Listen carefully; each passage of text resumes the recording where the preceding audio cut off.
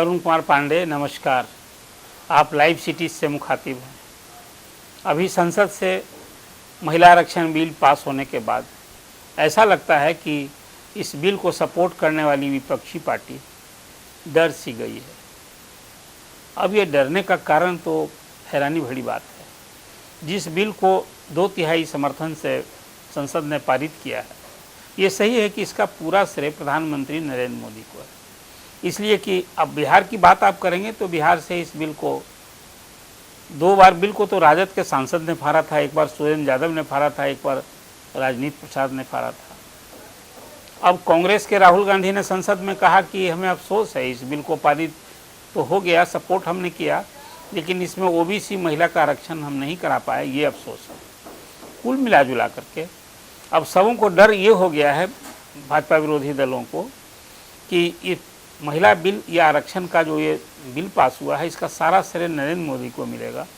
और आसन्न चुनाव में, जो अभी विधानसभा के 5 सीटों के चुनाव होंगे, फिर लोकसभा के चुनाव 2025 में होंगे, और उसके बाद फिर जब तक ये बिल लागू नहीं हो जाता तब तक जो चुनाव होंगे उसमें भाजपा इसको भुनाएगी, महिलाओं का वोट उसे मिल सकता है, मिलेगा। इसके कारण सारी पार्टियां भयभीत हो गई हैं, और इसके कारण प्रकांतर कुछ सवाल उठाकर इस बिल का विरोध भी शुरू हो गया है। विरोध इस सेंस में कि काश इस बिल में ओबीसी का आरक्षण हुआ होता। फिर अब डिमांड हो रहा है कि अभी जातीय जनगणना कराई जाती। अब अभी आपने उससे बड़ी बात है कि बिहार के deputy chief minister Tejashwi Yadav ने जो बातें की हैं वो तो सचमुच में इसको मैं राजनीतिक हताशा का बयान मानता हूँ। और उन्होंने कहा कि ओबीसी महिला आरक्षण का यदि ये लागू नहीं होगा तो हम ईंट से ईंट बजा देंगे। ताजुब है, इस तरह के बात विपक्ष क्यों कर रहा है? क्या विपक्ष ने मान लिया है कि अब भाजपा ही सत्ता में रहने वाली है? अब जो कुछ देश में कुछ कानून नया भी बनेगा, अभी तो 128वां संशोधन से ये महिला आरक्षण लागू हुआ है। अब इस सवाल पर जो कुछ विरोध हो रहा है, कई सवाल मैं करके आपसे चाहता हूं कि आप खुद इसका कमेंट दें और उत्तर दें। वो पहला सवाल मेरा ये है कि अब तक आज़ादी के 76 साल के बाद और भारतीय संविधान के लागू होने के 73 साल के बाद पहली बार तो महिलाओं के राजनीति में जो भागीदारी है उसके विस्तार के लिए कानूनी कवच दी गई है। कानूनी रूप से ये किया गया है कि अब कम से कम जो देश की आधी आबादी है उसका 33% प्रतिनिधित्व मिलेगा लोकसभा और विधानसभाओं में। वो भी इसमें 5 साल अभी लगने हैं। तो 5 साल के पहले अभी क्या होगा?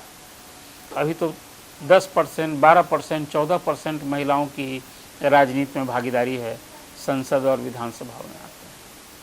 तो ये विरोध किस बात का हो रहा है? राजनीतिक दलों को अपना माइंडसेट बदलना चाहिए। आज महिलाओं की आप भागीदारी की लड़ाई लड़ रहे हैं, आप यदि आवाज़ बुलंद कर रहे हैं तो उन्हें आप टिकट दीजिए, उन्हें कैंडिडेट बनाइए।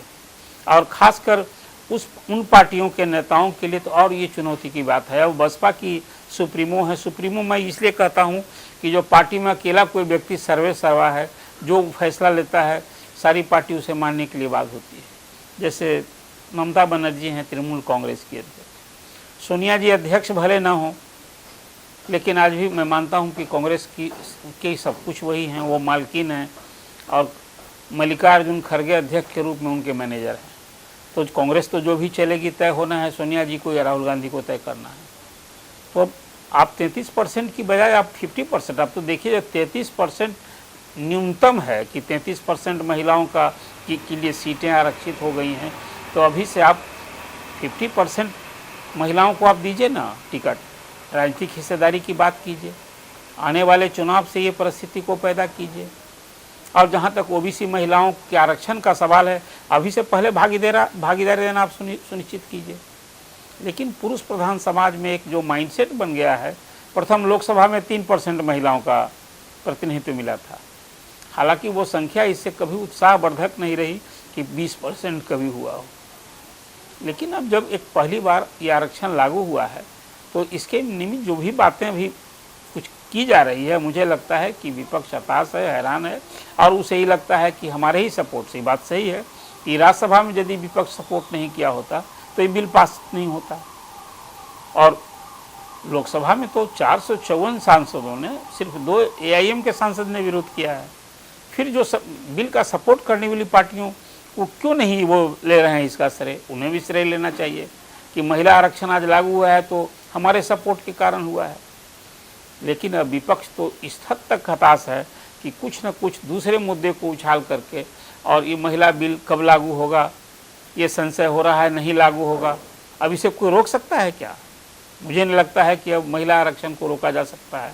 अब टाइम फैक्टर का सवाल है, इसलिए कि उस बिल में व्यवस्था कर दी गई है कि पहले जनगणना होगी, उसके बाद परिसीमन होगा, और इस सब करने में मुझे लगता है कि कम से कम 4 साल, लोकसभा चुनाव के बाद ये पूरी प्रक्रिया शुरू होगी तो 4 साल लगेंगे। तो 2029 का जो लोकसभा चुनाव होगा उसमें तो निश्चित रूप से इसे लागू हो ही जाना है। फिर उसके पहले, जैसा मैंने आपसे कहा कि सारी पार्टियों को ये माइंडसेट चेंज करना चाहिए। आप संगठन में अभी से ही आप एक सभी दल क्रांतिकारी फैसला लें कि हम अपने संगठन में महिलाओं को 50% सब जगह पदाधिकारी बनाएंगे। अब टोकन देने से काम नहीं चलेगा। आप 33% महिलाओं को यदि भागीदारी देनी है तो आपके यहाँ कार्यकर्ताओं का, जो महिला कार्यकर्ताओं का बल होना चाहिए वो 50% होना चाहिए। तो आप जब करेंगे तो फिर जो कुछ आप अभी लगता है आपको कि महिलाएं पीछे छूट गई हैं, या जो उसमें आप अगड़ा पिछड़ा दलित, ये सब तरह की बातें करके जो कुछ इसको शंका जाहिर की जा रही है, मुझे लगता है कि निर्मूल है। और सबसे पहले ज़रूरी है कि आप महिलाओं की संगठन में भागीदारी बनाइए और पार्टियां तय करें खुद ही कि हम महिलाओं को इस बार के चुनाव में हम 50% टिकट देंगे। जब ये बात होने लगेगी तो आरक्षण के पहले, जो आरक्षण लागू होने के पहले महिलाओं की भागीदारी बढ़ सकती है। दूसरा है कि आप कार्यकर्ताओं को जो आप टिकट देने में फिर सुख वाला, अब परिवार वाला, इससे भी ऊपर उठना होगा। मुझे लगता है कि आरक्षण के को लेकर के अभी खासकर जो भाजपा विरोधी दलों में या विरोधी दलों में जो भय समाने की कोई ज़रूरत नहीं है।